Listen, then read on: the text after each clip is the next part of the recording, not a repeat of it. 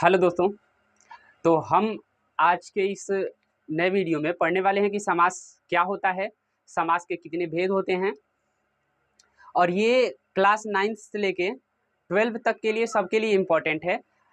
मेरी बात माने, क्लास 10th के लिए वैसे तो ये स्पेशल क्लास बनाई जा रही है, लेकिन 9th 10th 11th 12th आप किसी भी क्लास में हैं इस वीडियो को ज़रूर देखिएगा। और मेरा आपसे वादा है कि इसको देखने के बाद आप किसी भी क्लास में हो, समास से कैसा भी एग्जाम्पल या क्वेश्चन आया तो आप उसको क्या करेंगे, सॉल्व कर पाएंगे। आइए मित्रों शुरू करते हैं। देखिए पहले दिख रहा है क्या, समास। तो सबसे पहले दिमाग में यही आपसे सवाल पूछ लिया जाएगा, ये दिमाग में आने की बात ही छोड़िए, ये आपसे सवाल पूछा जाता है डायरेक्ट। क्या पूछा जाता है कि बता दीजिए कि समास का जो शाब्दिक अर्थ है वो क्या होता है। तो समास का शाब्दिक अर्थ क्या लिखेंगे, समास का शाब्दिक अर्थ आप लिखेंगे संक्षेपण। क्या लिखेंगे, संक्षेप। क्या लिखेंगे मेरे भाई, संक्षेप या संक्षेपण भी बोल सकते हैं इसको। क्या बोल सकते हैं, संक्षेपण भी बोल सकते हैं। इतनी बात क्लियर है मेरे भाई। संक्षेप का मतलब क्या होता है कि किसी भी बड़े वाक्य को एक छोटे से वाक्य में बदल देना, उसी को क्या कहते हैं, संक्षेपण कहते हैं। मतलब बड़ा वाक्य उसको छोटे में बदल दो तो वो क्या बन जाएगा, संक्षेपण। जैसे एक तो एग्जाम्पल लेते हैं, जैसे देखिए ये है राजा का पुत्र। अब आप इसको देख पा रहे हैं कि ये राजा का पुत्र लिखा हुआ है, बड़ा एक पूरा का पूरा क्या है, वाक्य है। अगर इसको संक्षेप में करके छोटा करके लिख दे तो क्या लिखा जा सकता है, लिखा जा सकता है राजपुत्र। क्या लिखा जा सकता है, राजपुत्र लिखा जा सकता है कि नहीं मेरे भाई। तो यही जो राजा के पुत्र को हम लोगों ने बस क्या लिख दिया, राजपुत्र लिख दिया। इतना बड़ा जो लिखा है राजा का पुत्र, इसको हमने क्या लिख दिया, राजपुत्र लिख दिया। तो यही हमारा क्या कहलाएगा, यही हमारा कहलाएगा संक्षेपण। ठीक ना। मतलब बड़े शब्दों को छोटे वाक्य में, मतलब बड़े वाक्यों को एक छोटे से शब्द में पिरो देना ही क्या कहलाता है, तो समास कहलाता है। इसका शाब्दिक अर्थ समास होता है। समास की परिभाषा की बात कर लें, समास की किस चीज की परिभाषा की बात कर लें कि सर समास की परिभाषा क्या होती है। तो देखिए एक तो यहाँ पे लिखा हुआ है, एक तो हम और बताएंगे, जो आपको अच्छा लगे उसको याद कर लीजिएगा। देखिए दो या दो से अधिक शब्दों से मिलकर बने हुए न्वीन, जिसको नया बोल सकते हैं आप, एवं सार्थक शब्द, एवं सार्थक शब्द को क्या बोलते हैं मेरे भाई, सार्थक शब्द को समास बोलते हैं। सार्थक शब्द को समास कहते हैं। क्या कहते हैं, समास कहते हैं। ये परिभाषा आप लिख लीजिएगा, सार्थक शब्द को क्या कहते हैं, समास कहते हैं। मतलब क्या हुआ सार्थक शब्द, यहाँ पे ध्यान दीजिएगा कि एक वर्ड लिखा हुआ है सार्थक शब्द। क्या होना चाहिए, सार्थक शब्द होना चाहिए। जैसे हमने लिखा क्या, राजा का पुत्र लिखा है मेरे भाई, राजा का पुत्र। इनसे मिला के क्या बनेगा, राजपुत्र। क्या बनेगा, राजपुत्र। मतलब जो आप वाक्य ले रहे हैं उस वाक्य से जब एक छोटा वाक्य बना रहे हैं उसको संक्षेप करके, तो ये जो वाक्य बना है ये क्या होना चाहिए, सार्थक होना चाहिए। सार्थक का मतलब इसका कुछ अर्थ होना चाहिए, कोई ना कोई अर्थ होना चाहिए, तब जाके ये क्या कहलाता है, समास कहलाता है। इतनी बात क्लियर है मेरे भाई, इतना बात क्लियर है। तो आइए आगे बढ़ते हैं। आगे क्या बता रखा है कि जो समास होते हैं ना, समास का हमने शाब्दिक अर्थ सीख लिया कि संक्षेप होता है या संक्षेपण होता है। समास की परिभाषा सीख लिया कि दो या दो से अधिक शब्दों से मिलकर बने हुए न्वीन या न्वीन एवं सार्थक शब्द को क्या बोलते हैं, तो समास बोलते हैं। इसको आप ऐसे भी मतलब और सिंपल करना चाहें तो क्या बोल देंगे कि दो या दो से अधिक शब्दों से मिलकर बने नए शब्द को क्या बोलते हैं, समास बोलते हैं। इतनी बात क्लियर है मेरे भाई।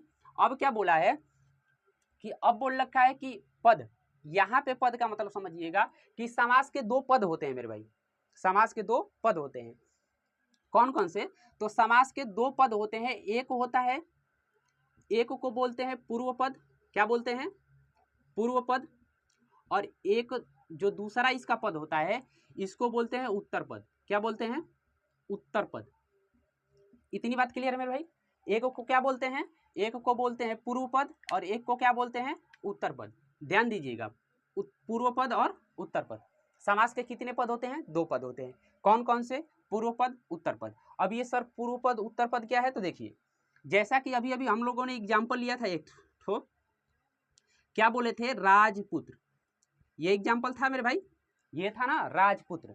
तो आप इसमें देखिए, अगर इसको हम तोड़ते हैं ऐसे संधि के माध्यम से, तो एक मिलेगा राज और एक मिलेगा क्या? पुत्र। क्या मिलेगा? एक तो आप इसको अलग करना चाहें तो राज, और उसके बाद क्या मिल रहा है? पुत्र, राजपुत्र मिल रहा है। तो ये जो राज है ना, राज, इसी को क्या बोलेंगे? तो इसी को बोलते हैं पूर्व पद। पूर्व पद को ही पहला पद बोलते हैं। इसी को क्या बोलते हैं?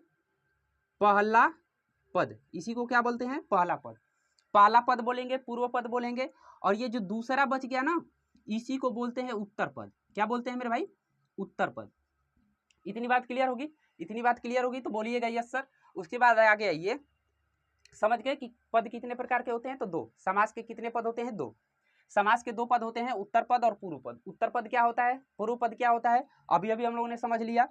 अब क्या बोला है कि इसमें एक और शब्द आता है जिसको क्या बोलते हैं? सामासिक शब्द या समस्त पद। ये क्या होता है सर? तो सामासिक शब्द या समस्त पद क्या होता है, इसको भी जान लीजिए। देखिए, हम लोग जो संक्षेपण करते हैं ना, जैसे अभी अभी किया था क्या? राजा का पुत्र, राजा का पुत्र, इससे जो निकल के एक शब्द आया है न्यून और नया, जो शब्द बनाए हैं, इसी को सामासिक शब्द या समास या क्या बोलते हैं? सामासिक शब्द या समस्त पद बोलते हैं। ये जो छोटा वाला पद आया है ना, संक्षेप करके लेके आए हैं छोटा सा, इसी को क्या बोलते हैं? सामासिक शब्द या सामासिक शब्द या समस्त पद बोलते हैं। इतनी बात क्लियर है मेरे भाई? यदि इतनी बात क्लियर है तो आइए थोड़ा सा आगे देखते हैं। इधर इसको हटाते हैं थोड़ा सा। देखिए, अब क्या दे रखा है कि समास विग्रह क्या होता है। जो पहले छोटी छोटी बातें समझाई जा रही है उसको अच्छे से समझिए, तब आएंगे कहाँ पे? समाज के कितने भेद होते हैं, कौन से समाज को कैसे पहचाने, ठीक ना? तो आइए, समासिक शब्द क्या होता है ये हम लोगों ने छोड़ समझ लिया। जो पूरा वाक्य होता है उसको जो संक्षेप में करके पढ़ते हैं वैसी को क्या बोलते हैं? समासिक पद। जैसे लिखे थे हम लोगों ने राजा का पुत्र, और उसको छोटा बना के हम लोगों ने क्या लिख दिया था? राजपुत्र। ऐसे ही हम लोग एक और लिख दें, यथाशक्ति। तो ये क्या है? समस्त पद है ये। यथाशक्ति का मतलब क्या? शक्ति के अनुसार।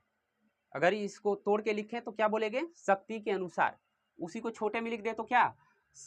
यथाशक्ति। वही क्या होगा? समासिक पद या समस्त पद। इतनी बात क्लियर है मेरे भाई? उसके बाद बोलते हैं कि समास विग्रह क्या होता है सर। तो समास विग्रह देख लीजिए। समास विग्रह क्या होता है? सामासिक शब्द के बीच में संबंध को स्पष्ट करना। सामासिक शब्द के बीच में संबंध को क्या करना? स्पष्ट करना। अभी अभी हम लोगों ने क्या पढ़ा कि सर जो छोटा वाला होता है ना, छोटा वाला, वही हमारा क्या होता है? तो वही हमारा क्या होता है? तो वही हमारा सामासिक पद होता है। और यहाँ पे क्या बोल रखा है कि ये जो सामासिक शब्द है इसके बीच में जो संबंध है उसको स्पष्ट करके बता देंगे तो वही हमारा क्या होगा? समास विग्रह होगा। जैसे एक लेते हैं, राजा का पुत्र वाला पहले ले लेते हैं, राजपुत्र, यही पढ़े थे मेरे भाई, राजपुत्र। अगर इसको तोड़ के देखिए, ये पहला पद है राज और ये दूसरा पद है, इसको क्या बोलते हैं? इसको बोलते हैं पूर्व पद। इसको क्या बोलते हैं? उत्तर पद। इसमें जो राज है तो राज पूर्व पद हो गया, और ये क्या हो गया? पुत्र। इन दोनों के बीच में जो संबंध को स्थापित करेंगे ना, कैसे? राजा का पुत्र, राजा का पुत्र क्या होगा मेरे भाई? राजा का पुत्र। तो यही हमारा क्या कहलाया? समास विग्रह कहलाया। क्या कहलाया मेरे भाई? समास विग्रह कहलाया।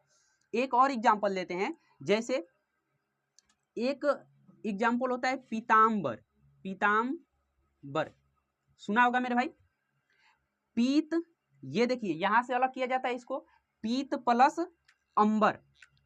पीत प्लस अंबर अगर तोड़ेंगे इसको तो ऐसे निकलेगा। देखिए, तो ये पहला पद हो गया, ये दूसरा पद हो गया, इसको पूर्व पद बोलेंगे, इसको उत्तर पद बोलेंगे। इन दोनों के बीच में जो संबंध स्थापित करेंगे उसी को क्या बोलते हैं हम लोग? उसी को बोलेंगे समास विग्रह। जैसे कैसे? इसको जब इन दोनों के बीच में संबंध स्थापित करने का प्रयत्न करें तो पीत का मतलब होता है पीला और अंबर का मतलब क्या होता है? वस्त्र। तो पीला है जिसका वस्त्र, है ना, क्या चीज मेरे भाई, पीला है, पीला है या हो जिसका वस्त्र, इतनी बात क्लियर है मेरे भाई, पीला हो जिसका वस्त्र, अर्थात भगवान श्री कृष्ण, भगवान श्री कृष्ण को बोला जाता है कि उनका वस्त्र कैसा था, पीला था। इतनी बात क्लियर है मेरे भाई। ये किस समास का उदाहरण है ये भी देखेंगे, ये किस समास का उदाहरण है ये भी देखेंगे। पहले बात बताइए, आप इतनी बातें क्लियर है आपको, हम लोगों ने क्या क्या सीख लिया है। अब इसको देखिए, हम लोगों ने क्या क्या सीख लिया है। तो सीखा है कि समास का शाब्दिक अर्थ क्या होता है। हम लोगों ने क्या क्या सीखा है मेरे भाई, समास का शाब्दिक अर्थ क्या होता है। तो समास का शाब्दिक अर्थ होता है संक्षेपण। समास की परिभाषा क्या होती है, तो अभी अभी हम समास की परिभाषा आपको बताए थे कि दो या दो से अधिक शब्दों के मेल से, शब्दों के जुड़ने से जो नवीन या नया सार्थक शब्द का निर्माण होता है उसी को क्या कहते हैं, समास कहते हैं। इतनी बात क्लियर होगी हमारे हिसाब से। समास के बाद हम परिभाषा के बाद हम लोग पढ़े हैं पद। क्या पढ़े हैं मेरे भाई, पद। पद क्या होते हैं, तो हमने बताया था कि समास के दो पद होते हैं। पहला एक होता है उत्तर पद और दूसरा होता है पूर्व पद। जो पहला पद होता है, अभी भी थोड़े थे, जैसे राजा का पुत्र, उसमें क्या आएगा, राज आएगा और एक का आएगा पुत्र आएगा। तो राजपुत्र में क्या आएगा, राज आएगा और पुत्र होएगा। तो जो राज होगा पहला पद होगा उसी को क्या कहते हैं, पूर्व पद बोलते हैं, और जो राजा होगा उसे क्या बोलते हैं, उत्तर पद बोलते हैं। इतनी बात क्लियर है मेरे भाई। सॉरी, जो पुत्र होगा उसे क्या बोलते हैं, उत्तर पद बोलते हैं, या दूसरा पद भी बोल सकते हैं हम लोग। इतना पढ़ लिए थे। उसके बाद एक और चीज पढ़े थे कि सामासिक शब्द क्या होते हैं या समस्त पद क्या होते हैं। तो हम बोले थे कि जो वाक्य को संक्षेप में करके लिख देते हैं, समझ गए मेरे भाई, जिसको हम लोग समास बोलते हैं, उसी को क्या, जिसको हम समास बोलते हैं असल में उसी को हम लोग क्या बोलते हैं, तो समस्त पद बोलते हैं या सामासिक शब्द बोलते हैं। इतनी बात क्लियर है। अगर इतनी बात क्लियर है तो उसके नीचे एक और चीज पढ़े थे, उसके नीचे एक और चीज पढ़े थे कि समास विग्रह क्या होता है। बता दीजिए सर कि क्या होता है, समास विग्रह क्या होता है। तो मेरे भाई आपसे अभी अभी बताया था कि जो सामासिक शब्द होते हैं उनके बीच में संबंध जो होते हैं ना, संबंध को स्पष्ट करना ही क्या कहलाता है, सामासिक विग्रह कहलाता है। इतनी बात क्लियर होगी। जो सामासिक पद होते हैं, शब्द होते हैं, उनके बीच में संबंध को स्थापित करना क्या कहलाता है भाई, तो क्या कहलाता है, सामासिक विग्रह कहलाता है। इतनी बात क्लियर थी। जैसे राजपुत्र, राजा का पुत्र, पीताम्बर, पीला है जिसका अंबर, अंबर मतलब कपड़ा, और उसके बाद एक और लेंगे तो यथाशक्ति, शक्ति के अनुसार, प्रतिदिन, प्रतिदिन का मतलब क्या, रोज रोज, दिनों दिन, दिन और दिन, ऐसे। बात समझ गए मेरे भाई। तो इतनी बात क्लियर है। तो आइए अब नीचे बढ़ते हैं, जो क्या है, समास के भेद। समास के भेद कितने होते हैं, तो समास के भेद कितने होते हैं, 6। यदि आपसे एग्जाम में पूछे कि समास के कितने भेद होते हैं तो आप लिखिएगा 6। कितना लिखिएगा, 6। मूल रूप से इसके कितने भेद होते हैं, तो मूल रूप से 4 ही होते हैं, लेकिन आपको क्या, जब भी आपसे पूछे कि समास के कितने भेद होते हैं तो क्या बताना है मेरे भाई, 6 बताना है। इतनी बात क्लियर है। जिसमें पहला कौन सा, पहला है अव्ययी भाव समास, दूसरा द्वंद्व समास, तीसरा बहुब्रीहि समास, और चौथा क्या है, तत्पुरुष समास। तत्पुरुष से ही निकला हुआ बताया जाता है कि इसको दिगु और कर्मधारे को, दिगु और कर्मधारे को। इतनी बात क्लियर है मेरे भाई। अगर इतनी बात क्लियर है तो आइए एक एक करके समासों को भी पढ़। तो हम लोगों ने अभी अभी पढ़ा था कि क्या होता है, तो समास के भेद कितने होते हैं। तो हम लोगों ने अभी अभी कहा था कि समास के भाई 6 भेद होते हैं। हम पूछेगा तो गुरुजी कितने बताएंगे, 6 बताएंगे। वैसे हैं कितने आपके यहाँ, 4, लेकिन आप 4 मत बताइएगा। कितने बताएंगे, 6। 4 इसी प्रकार से होता है, अव्ययी भाव समास, द्वंद्व समास, बहुब्रीहि और तत्पुरुष समास।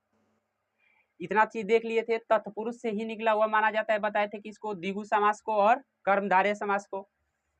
जिसमें अभी अभी हम लोगों ने क्या पढ़ा था कि अव्ययी भाव समास में पूर्व पद प्रधान होता है। ठीक, देखिए आपको परिभाषा बनाना है, बना बना के लिखना है। आप परिभाषा इसी से लिखिएगा, इधर उधर मत जाइएगा। किससे, कि वह समास जिसमें पूर्व पद प्रधान होता है उसे क्या कहते हैं, अव्ययी भाव समास कहते हैं। बस इसकी प्रधानता याद करिएगा कि कौन सा पद प्रधान होता है। जैसे ये वाला पूछेगा द्वंद्व समास, तो वह समास जिसमें दोनों पद प्रधान होते हैं उसे क्या कहते हैं, द्वंद्व समास कहते हैं। तीसरा पूछ ले आपसे बहुब्रीहि समास, तो वह समास जो जिसके दोनों पद गौड़ होते हैं और वह किसी तीसरे की विशेषता बताता है तब उसे क्या बोलते हैं, बहुब्रीहि समास बोलते हैं। तत्पुरुष समास उत्तर पद प्रधान होता है, बात समझ गए। वह समास जिसमें उत्तर पद प्रधान होते हैं क्या कहलाते हैं, तत्पुरुष समास होते कहलाते हैं। तत्पुरुष समास के भी 6 भेद होते हैं, वो आपको नहीं पढ़ना है। आइए इधर द्वंद्व समास पढ़ाएंगे, हम तो पढ़ाएंगे, बिल्कुल पढ़ाएंगे। द्वंद्व समास सॉरी द्विगु समास, द्विगु समास को द्विगु समास जैसे इसमें क्या है, पूर्व पद प्रधान है, उत्तर पद प्रधान है, ऐसे ही इसमें भी उत्तर पद क्या होते हैं, तो प्रधान होते हैं, उत्तर पद प्रधान। इसमें भी क्या होता है, तो उत्तर पद प्रधान होता है, उत्तर पद प्रधान। क्योंकि अभी अभी बताए थे हम आपको कि ये उत्तर पद प्रधान तत्पुरुष समास से ही निकले हैं, तो इसका भी क्या होगा, उत्तर पद प्रधान होगा। लेकिन इसका परिभाषा देने के लिए क्या बोल देते हैं कि जिसका पहला पद संख्यावाची है, ठीक, और उत्तर पद प्रधान हो। खैर आइए, हम लोग अभी लिख रहे हैं किसको, अव्ययी भाव समास को। किसको लिख रहे हैं मेरे भाई, अव्ययी भाव समास को। यहाँ पे गौर से देखिएगा, अव्ययी भाव समास के बारे में लिखवा रहे हैं। तो पहला पॉइंट याद रखिएगा कि अव्ययी भाव समास क्या होते हैं, तो जिसका पूर्व पद प्रधान हो, लिख दे रहे हैं, आप भी लिख लीजिएगा, जिसका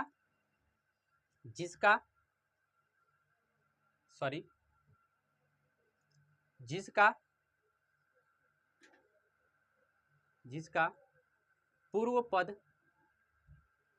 प्रधान हो, उसे क्या कहते हैं, उसे कहते हैं अव्ययी भाव समास। अव्ययी भाव समास, बात समझ गए, पूर्व पद प्रधान हो।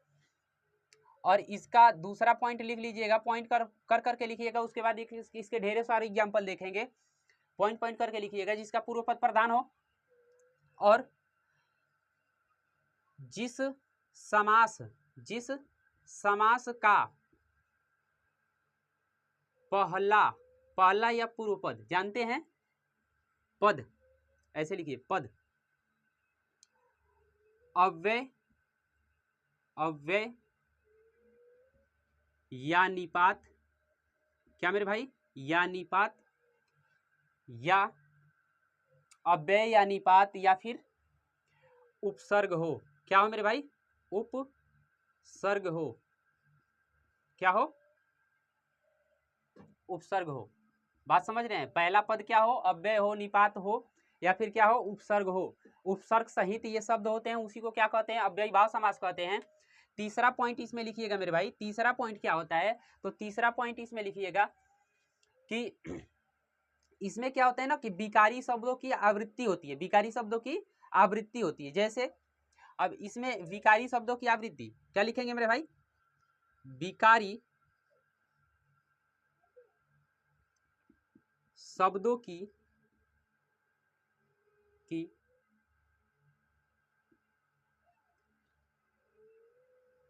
आवृत्ति। बात समझ गए मेरे भाई, ब्रैकेट में लिख लीजिएगा, बिना योजक चिन्ह के, बिना योजक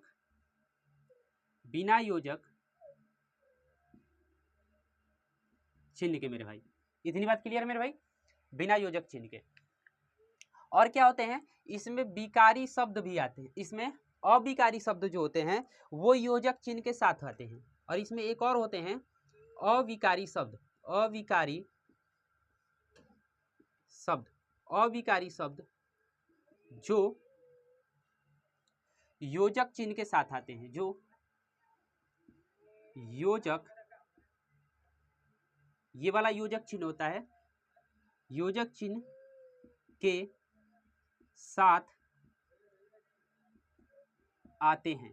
इतनी बात क्लियर है मेरे भाई, इतनी बात क्लियर है, इतनी बात क्लियर है। तो आइए इसके एग्जाम्पल देख लेते हैं, एग्जाम्पल, बहुत सारा एग्जाम्पल देख लेते हैं, और आपको अभी समझ में आ जाएगा कि कैसे पहचाने सर। अभी तक अगर आप नहीं पहचान पा रहे होंगे तो अब तुरंत खटाक से एकदम देख के पहचान लेंगे कि अव्ययी भाव समास होता क्या है मेरे भाई।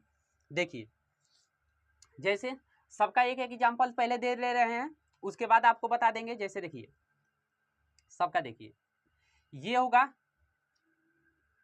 यथाशक्ति, यथाशक्ति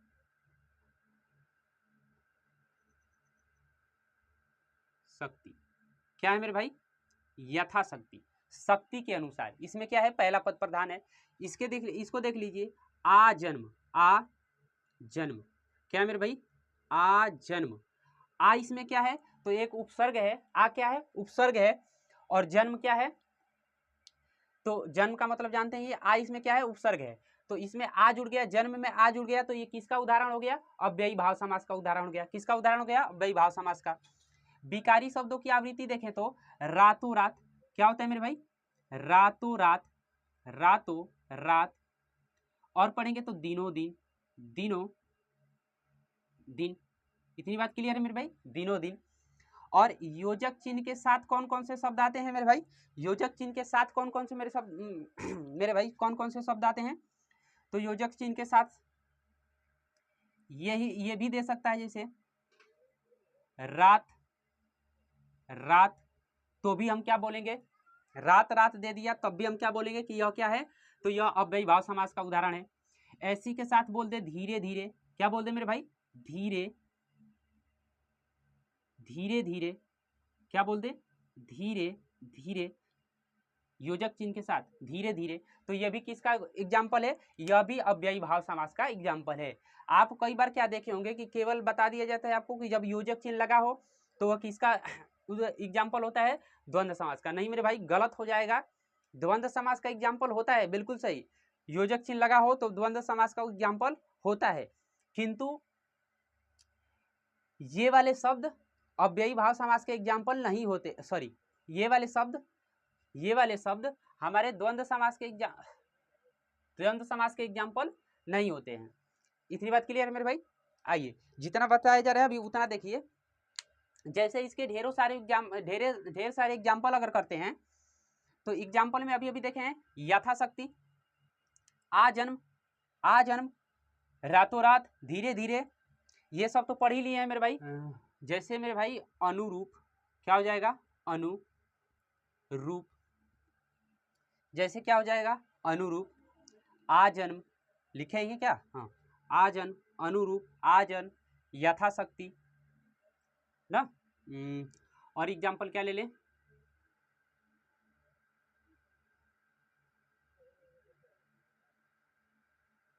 अनुरूप, क्या ले लें मेरे भाई, अनुरूप, रूप के अनुसार, अनुरूप, और क्या ले लें, अनुरूप, और क्या ले लें मेरे भाई, और क्या ले लें, अनुरूप,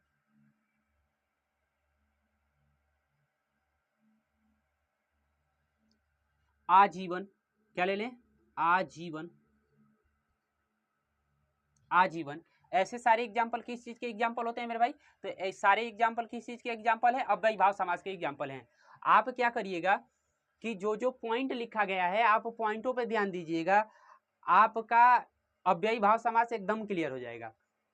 पहला बात क्या ध्यान रखना है कि पहले ही आप पहले चेक कीजिए कि क्या वह शब्द उपसर्ग रहित है, सॉरी उपसर्ग सहित है, क्या उसके पहले शब्द में, उसके शब्द के पहला पद में उपसर्ग लगा हुआ है, निपात लगा हुआ है, तब हम उसको क्या बोलेंगे कि नहीं ये कौन सा समास है, अव्ययी भाव समास है मेरे भाई। कौन सा समास है, अव्ययी भाव समास है। इसको देखिए, उसके बाद हटाते हैं, फिर आते हैं हम लोग कहाँ, द्वंद्व समास पे। आइए मेरे भाई, हमने अव्ययी भाव समास को खत्म कर लिया है, अब पढ़ने वाले हैं कौन सा, द्वंद्व समास। कौन सा समास पढ़ने वाले हैं, द्वंद्व समास। द्वंद्व समास को देखिए, अगर इसकी परिभाषा की बात करें, किस चीज़ की बात, परिभाषा की बात करें, यदि इसके परिभाषा की बात करें तो परिभाषा आप लोग, हम बताए थे कि परिभाषा आप लोग खुद लिख सकते हैं, कैसे, जिस समास में या जिस पद में दोनों शब्द में दोनों पद प्रधान हो, क्या हो मेरे भाई, प्रधान हो, उसे द्वंद्व समास कहते हैं। उसे क्या कहते हैं, उसे द्वंद्व समास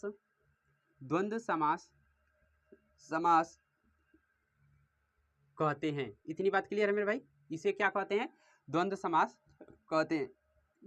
इतनी बात क्लियर है। और पहचान का नियम देख लीजिए, हमें क्या आना चाहिए, पहचानने का नियम आना चाहिए, उसके बाद एग्जाम्पल आना चाहिए। देखिए इसमें दोनों पद क्या होंगे, प्रधान होंगे, और दोनों पद, अब पहचानने का नियम देखिए कि दोनों पद क्या हो, विपरीत हो या फिर विलोम हो ना। तो विलोम शब्द क्या होते हैं, विलोम शब्द, विलोम शब्द, यदि विलोम शब्द आ जाए तो ये वे क्या होते हैं, विलोम शब्द आ जाए तो वो क्या होते हैं, वो सभी के सभी द्वंद्व समास के उदाहरण होते हैं। जैसे देखें, अगर विलोम शब्द कौन कौन से जो द्वंद्व समास के उदाहरण होंगे, तो जैसे देख लीजिए, दिन और रात क्या होते हैं, दिन और योजक चिन्ह लगा के रात, दिन रात। आ गया मेरे भाई। भाई बहन, क्या, भाई बहन, भाई बहन। एक साथ बोलने वाले शब्द भी इनको बोल सकते हैं। एक साथ बोलने वाले शब्द, एक साथ बोलने वाले शब्द, और उसके बाद क्या चीज, विपरीत या विलोम वाले शब्द। ठीक, एक साथ बोलने वाले शब्द कौन कौन से हैं, एक साथ बोलने वाले शब्द यहाँ पे लिख देते हैं इसको, एक साथ बोलने वाले शब्द ना, एक साथ बोलने वाले शब्द मेरे भाई, एक साथ बोलने वाले शब्द।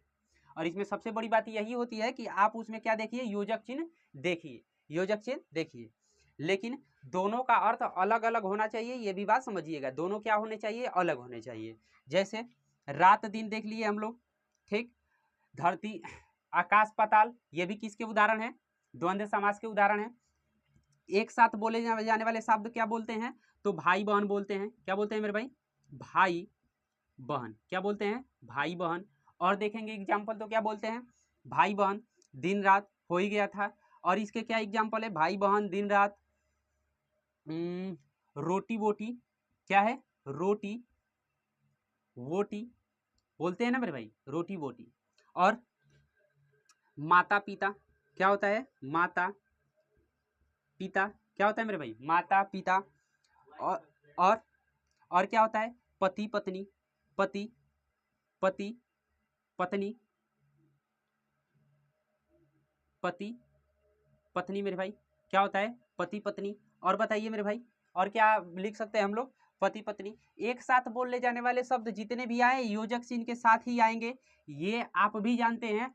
और ये सारे के सारे क्या कहलाते हैं, ये सारे के सारे किसके एग्जाम्पल होंगे मेरे भाई, द्वंद्व समास के एग्जाम्पल होंगे। अभी आपसे क्या पूछ रहा है, एग्जाम्पल ही पूछ रहा है। लेकिन एक बात याद रखिए कि मेरा मन कह रहा है कि नहीं, इस बार के हाई स्कूल के एग्जाम में, या तो हाई स्कूल में पूछ ले या तो इंटर में, क्या पूछेगा, जहां तक मेरी उम्मीद मतलब मैं रिसर्च करके बता रहा हूं, ऐसे बोल भी नहीं रहा हूं, कि आपसे पूछ सकता है कि वह समास बताइए जिसमें दोनों पद प्रधान होते हैं। तो इसकी प्रधानता बहुत जरूरी है याद करना। तो दोनों पद प्रधान किसके होते हैं मेरे भाई, तो दोनों पद प्रधान किसके होते हैं, द्वंद्व समास के, द्वंद्व समास के दोनों पद प्रधान होते हैं। इतनी बात क्लियर है मेरे भाई, इतनी बात क्लियर है। तो इसको देखिए, हटाते हैं और उसके बाद तुरंत चलते हैं कहाँ पे, बहुब्रीहि पे। तो आइए, हम लोगों ने अव्ययी भाव द्वंद्व को खत्म कर लिया है। अभी किसको देखने वाले हैं, बहुब्रीहि समास को देखने वाले हैं। बहुब्रीहि समास का अगर परिभाषा को देखने की कोशिश करें तो क्या होगा कि वह शब्द या वह समास जो क्या करता हो, जिसमें कोई पद प्रधान ना होकर ना कोई तीसरा पद प्रधान होता है। क्या होता है मेरे भाई, कोई तीसरा पद प्रधान होता है, तो उसे क्या कहते हैं, बहुब्रीहि समास कहते हैं। इसमें क्या, इसमें कोई पद प्रधान नहीं होता है, कौन सा प्रधान होता है, तो कोई तीसरा पद प्रधान होता है। ऐसे भी लिख सकते हैं कि वह समास जिसमें कोई भी पद प्रधान नहीं होता है, उसे क्या कहते हैं, अब बहुब्रीहि समास कहते हैं। जैसे बहुब्रीहि समास को पहचानेंगे कैसे, तो देखिए इसके एग्जाम्पल देखिए, बहुब्रीहि समास मतलब इन दोनों में से कोई एग्जाम्पल हो गया ही नहीं, किसको मतलब सॉरी, इन दोनों में से कोई प्रधान होगा ही नहीं, यह हमेशा किसे तो किसी तीसरे को क्या करते हैं, इंगित करते हैं। एक बात और समझ लीजिए कि जितने भी देवताओं के पर्यायवाची हैं, सब के सब किस में आते हैं, तो बहुब्रीहि समास में आते हैं। इतने बात क्लियर है मेरे भाई। जैसे देखिए, जैसे पीताम्बर, पीताम्बर बात समझ रहे हैं मेरे भाई, पीताम्बर पीला है जिसका अंबर, अर्थात किसको बोला जाता है, भगवान कृष्ण को। नीलकंठ क्या होता है मेरे भाई, नीलकंठ, नीलकंठ किसको बोला जाता है मेरे भाई, नीलकंठ किसको बोला जाता है, देखो नीलकंठ नीला है जिसका कंठ, किसका कंठ नीला है, भगवान शिव। याद रखिए कौन, भगवान शिव, भगवान शिव। लंबोदर, लंबोदर कौन सा मेरे भाई, लंबोदर। लंबा है जिसका ओदर, लंबा ओदर किसका होता है, माना जाता है हमारे सनातन धर्म में कि लंबा ओदर किसका होता है, तो भगवान गणेश, गणेश का ना, लड्डू खा खा के फुला लिए थे, आइए भगवान गणेश का। इतनी बात क्लियर है मेरे भाई। भगवान गणेश का लंबोदर और चक्रपाणी, चक्रपाणी, चक्रपाणी, चक्र है जिसके हाथ में भाई, चक्र किसके पास होता है, याद रखिए भगवान कृष्ण, चक्र किसके पास होता है, भगवान कृष्ण। तो ये क्या है, चक्रपाणी। चक्रपाणी किसका एग्जाम्पल है, तो किसका है, बहुब्रीहि समास का। मतलब वे सारे एग्जाम्पल जितने भी देवताओं के पर्यायवाची होते हैं सभी के सभी कहाँ जाते हैं, बहुब्रीहि समास में। अब आप देखिए नीलकंठ लिखा है इसमें, नीलकंठ, नीला है कंठ जिसका, अर्थात कौन, नीला कंठ वाला कौन है, भगवान शिव।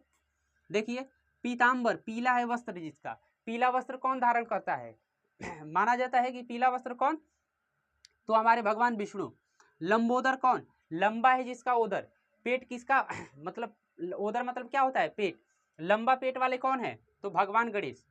और चक्रपाणी किसके हाथ में चक्र होता है, तो किसके हाथ में चक्र होता है, तो भगवान विष्णु के हाथ में। तो ये किसके एग्जाम्पल हुए मेरे भाई, बहुब्रीहि समास के। इतना देखिए फिर आगे बढ़ते हैं। हाँ तो मेरे भाई हमने बहुब्रीहि को खत्म कर लिया, अब किसकी तरफ आते हैं, अब आते हैं द्विगु समास के ऊपर, इसको बाद में पढ़ेंगे। द्विगु समास, जिस समास का उत्तर पद प्रधान हो उसे क्या कहते हैं, द्विगु समास कहते हैं। इसका एक और आप चाहें तो लिख सकते हैं, चाहे तो क्या लिखना ही पड़ेगा आपको कि क्या इसका पहला पद जो होता है, इसका पहला पद, पहला पद वो संख्यावाची होता है। क्या होता है मेरे भाई, संख्यावाची होता है। पहला पद कैसा होता है, संख्यावाची होता है। पहला पद कैसा होता है मेरे भाई, संख्यावाची। अब इसके एग्जाम्पल की बात करें तो एग्जाम्पल देखिए, त्रिफल, क्या है, त्रिफल, क्या लिखा है यहाँ पे, तीन, मतलब तीन फल। अच्छा संख्यावाची देखिए, पहला पद है ना त्रि और ये फल, त्रि को अलगा करेंगे मतलब क्या, तीन, तीन फल है तो त्रिफल।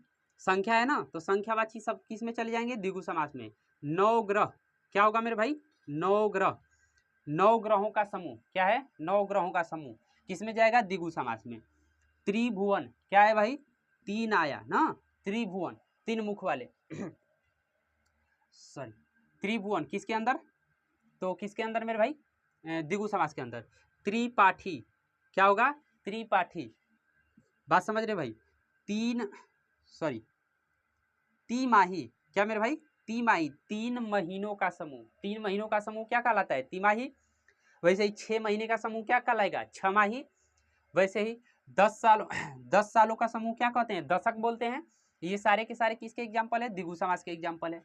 चौराहा, चार राहों का समूह क्या कहलाएगा मेरे भाई, द्विगु समास का एग्जाम्पल। ये देखिए त्रिलोचन, ये क्या होगा, त्रिलोचन, तीन है नेत्र जिसके, लोचन मतलब क्या होता है, नेत्र। ये तीन नेत्र किसके होते हैं, भगवान शिव के, याद रखिएगा। ये जो त्रिलोचन है ना, ये द्विगु समास का एग्जाम्पल तो है ही है, ये द्विगु समास का एग्जाम्पल तो है ही है। ये किसका एग्जाम्पल है, बहुब्रीहि समास का भी एग्जाम्पल है। तो एक एग्जाम्पल में दो दो समास हो सकते हैं, तो बिल्कुल हो सकते हैं। हालांकि एक समास में तीन तीन एग्जाम्पल भी हो सकते हैं। अभी जब इसको कंप्लीट करा लेंगे सभी समासों को तो उसको बताएंगे कि किस में आप लोग कंफ्यूज हो जाते हो। इतनी बात क्लियर है। लेकिन एक बात ध्यान रखिएगा, यदि किसी भी देवताओं का पर्यायवाची आ गया, हम बताए थे आपको, अगर उसमें बहुब्रीहि समास आपको लग रहा है तो और उसमें कौन सा लग रहा है, द्विगु समास भी लग रहा है, और ऑप्शन में दोनों दे रखा है, तो हमको किसके तरफ जाना होता है, बहुब्रीहि समास की तरफ। किसके तरफ जाना होता है, बहुब्रीहि समास की तरफ। इतना बात क्लियर है मेरे भाई, इतना बात क्लियर है तो इसको देखिए। और उसके बाद आते हैं किसके, कर्मधारय समास के ऊपर। हाँ तो आइए मेरे दोस्तों, हम लोगों ने द्विगु समास को समझ लिया था, अभी किसको समझने वाले हैं, कर्मधारय समास को। कर्मधारय समास का भी परिभाषा ये भी लिख सकते हैं, ये ना लिखना हो तो इसको एक और बोला जाता है कि यह क्या है, तो यह विशेषण और विशेष का समास है। किस चीज का, विशेषण, सॉरी, विशेषण और विशेष्य, विशेष्य, विशेषण विशेष्य का समास है मेरे भाई। कैसा समास है? विशेषण विशेष्य का समास है मेरे भाई। इतनी बात क्लियर है मेरे भाई। इसमें क्या होते हैं? विशेषण और विशेष्य होते हैं। एक पद दूसरे पद की क्या बताता है? विशेषता बताता है। क्या बोलेंगे? एक पद दूसरे पद की विशेषता बताता है, विशेषता बताता है। बात समझ रहे हैं भाई? एक शब्द दूसरे शब्द की क्या बताता है? विशेषता बताता है। जैसे में देखने का प्रयास करें, तो जैसे में क्या आता है? जैसे में आ गया हमारा नीलकंठ। क्या आएगा मेरे भाई? नीलकंठ। अब बात ध्यान रखिएगा, इसमें भी कौन से समास है? कर्मधारय भी है, और इसमें कौन समास है? बहुब्रीहि समास भी है। आइए, जैसे नील कमल, नीला है जो कमल। बात समझ रहे हैं मेरे भाई? नील कमल, नीला है जो कमल। एक और देख लें, जैसे लाल टोपी। क्या होगा मेरे भाई? लाल टोपी। लाल टमाटर। क्या होगा मेरे भाई? लाल टमाटर। इसमें देखिए क्या हो रहा है, बात समझने की कोशिश कीजिएगा। टोपी क्या है? लाल है। तो टोपी की विशेषता बता रहा है कि नहीं बता रहा है? टोपी की विशेषता बता रहा है। तो ये क्या हो गया? ये हो गया आपका विशेष्य। ये क्या हो गया? ये हो गया आपका विशेष्य, और ये हो गया आपका विशेषण। ये क्या हो गया मेरे भाई? विशेषण। क्या हो गया? ये क्या हो गया मेरे भाई? विशेषण हो गया।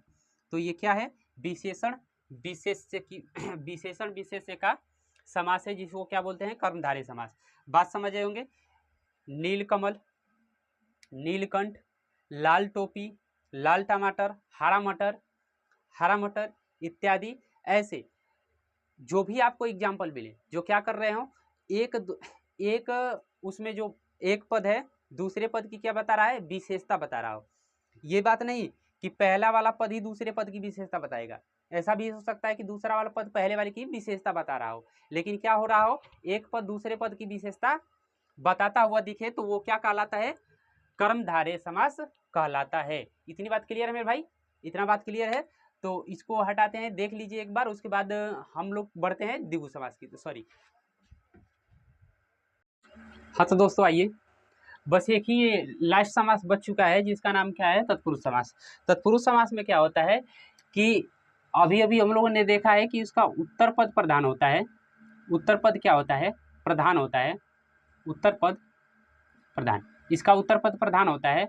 और इसमें कारक विभक्तियों की क्या होती है? लोप होती है। इसमें कारक विभक्ति की लोप होती है। कारक विभक्ति का लोप। बात समझ रहे हैं? इतना कारक विभक्ति का लोप। और ये जो है ये कितने प्रकार के होते हैं? तो ये 6 प्रकार के होते हैं। ये कितने प्रकार के होते हैं? 6 प्रकार के होते हैं। 6 प्रकार के होते हैं। अभी अभी हम लोगों ने पढ़ा था कि जो समास होते हैं उसके कितने भेद होते हैं? तो 6 होते हैं। और वापस से जो तत्पुरुष समास है इसके भी कितने भेद होते हैं? 6 भेद होते हैं। आपको 6 भेदों को याद नहीं करना है, वैसे मैं लिखवा दे रहा हूँ, याद रहेगा तो और भी अच्छी बात है। लेकिन हाँ, अगर आप 12th क्लास में हैं, 12 वाले हैं, तो जरूर इसको याद कर लीजिएगा। क्या होता है कि इसमें कारक विभक्तियों की लोप होती है, और इसमें ना जो भी आपको वर्ड दिया जाएगा, जो भी शब्द दिया जाएगा, उसको तोड़ के देखना पड़ेगा कि क्या इसमें कोई कारक विभक्ति का लोप है।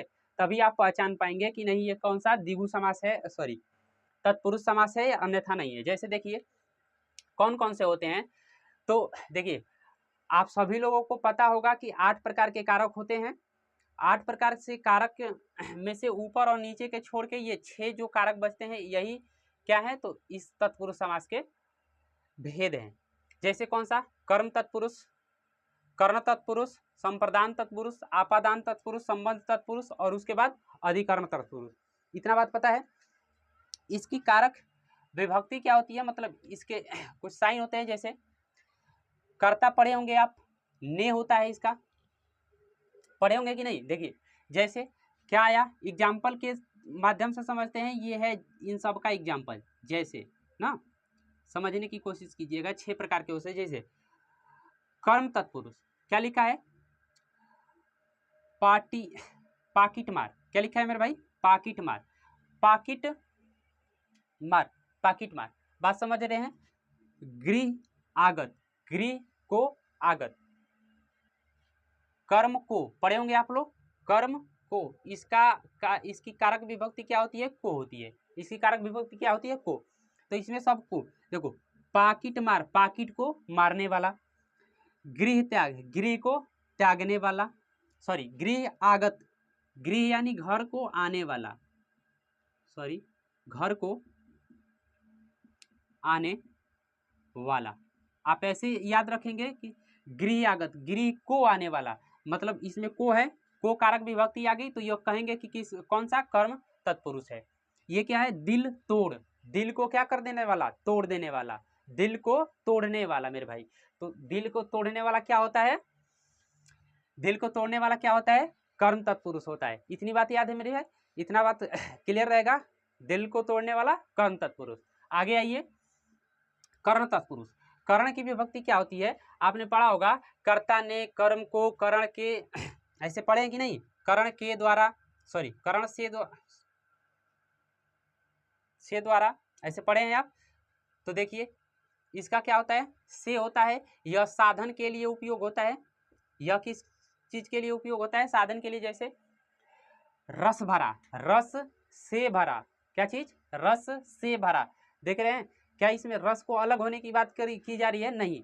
तो आप क्या कहेंगे कि तब तो यह भैया कर्ण तत्पुरुष है, कौन सा, कर्ण तत्पुरुष, दोषपूर्ण, दोष से पूर्ण, मतलब दोष क्या है, उसके अंदर है, जो भी व्यक्ति है उसके अंदर है। और उसके बाद क्या है, रेखांकित, रेखा से अंकित, रेखा से अंकित, ये सब किसके उदाहरण है, कर्ण तत्पुरुष के।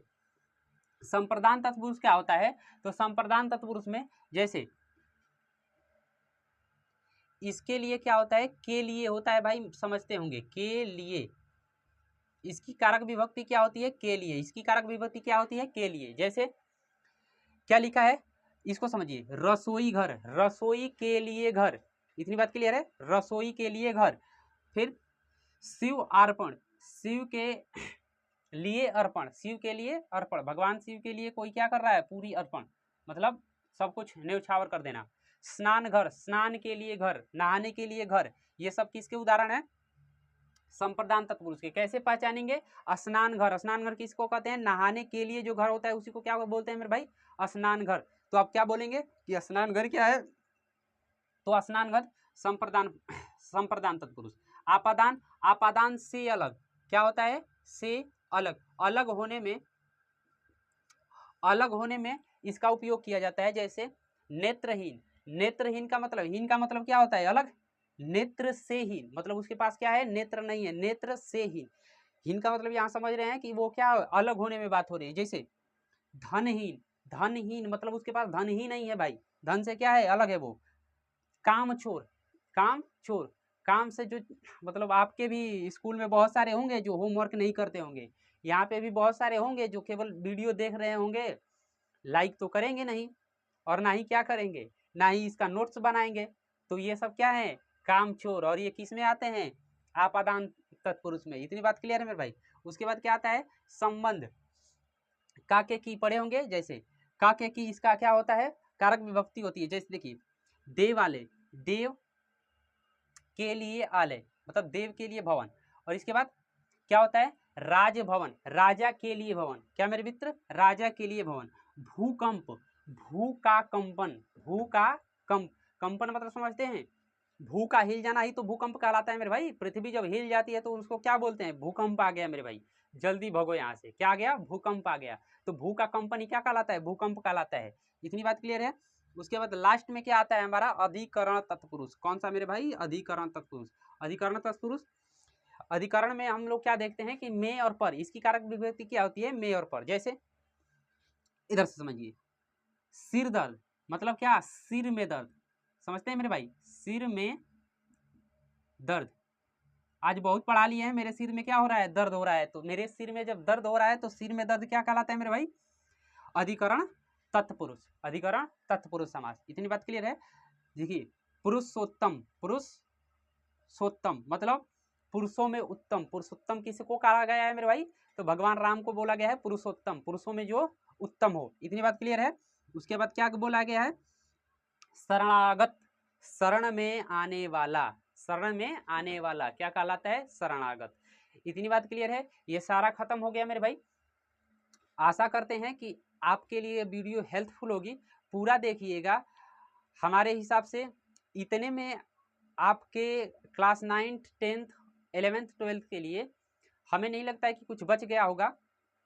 हाँ, फिर भी एक कोशिश करेंगे कि 12 से 15 मिनट का वीडियो लाएं, जिसमें केवल और केवल हम आपको ये सिखा दें शॉर्ट में और जल्दी जल्दी कि और जल्दी से कैसे पहचानें।